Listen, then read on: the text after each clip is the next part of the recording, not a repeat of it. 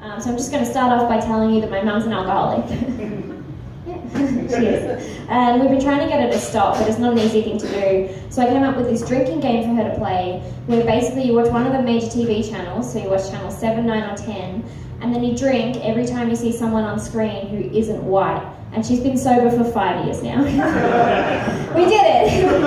Thanks everyone. Yeah, that was until she figured out what I was doing, and then she reversed the rules and started drinking every time she saw someone on TV who was white. And then she watched an episode of Home and Away, and she died. Drat. What are you gonna do? Oh boy. So I'm a bad person. If you didn't get that from my last joke about my mum dying, yeah, I am. And I know that because I've never met anyone else who's vindictively donated to charity. Hear me out. I have this girl on Facebook who I hate for no reason, other than that she pouts weird in photos. And it gets to me. And so she was doing this fundraiser and she was asking people to donate to live below the line. And she said that if people donated on a certain day, that she would match their donation and donate the same amount. So I waited until this particular day, and then I donated a lot of money, purely so she'd be out of pocket. And it worked. She donated the money, and then she wrote this really long paragraph on Facebook about how much of an amazing person I am, and how generous I've been, and how the world would be a better place if there were more people like me. So I got it. Fuck you. Let's see. Sorry guys, I'm not doing segues tonight. I'm playing it fast and loose. Recently I built a desk from IKEA.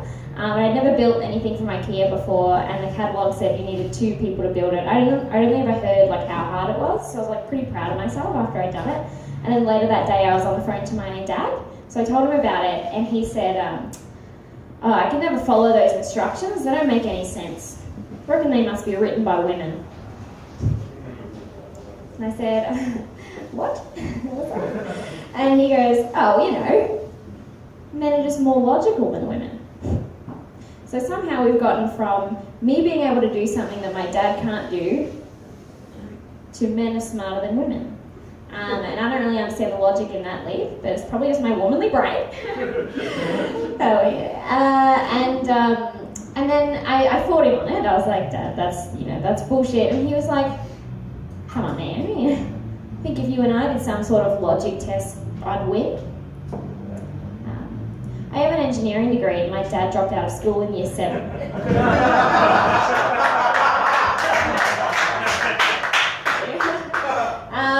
Yeah, and like I'm not necessarily saying that the number of years you've spent at school determines how smart you are, but I once taught my dad how to find the area of a triangle, and his mind was blown. I'm going to tell you guys one more story, and then I'm going to leave. This is just, do we have any karaoke fans in the audience? Yeah. Woo! What's your go-to karaoke song? I Will Survive.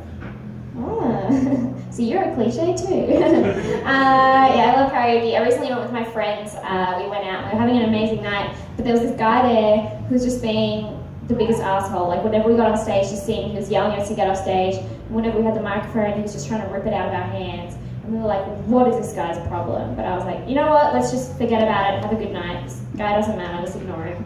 And we did, we ignored him, and we had a great night. And then the next day I woke up a little more sober and realised that the only reason he was telling us to get off stage is because we'd been on stage for an hour and a half straight and refused to get off. And I thought, oh no, we were the cunts. I felt so guilty, I felt so bad. I realised how horrible we'd been to this poor guy, but I was like, whatever, I can't do anything about it now. So I just moved on, and then a little while ago I was flipping through a magazine and I saw a picture of this guy. It turns out he's in a band, and it was an interview, and they asked him to describe the band. And to describe them, he said that they were a 10-piece synth-funk juggernaut with a sprinkling of pure, unbridled insanity for your entertainment. And when you've been that much of an asshole to someone, it's a big relief to find out they deserved it.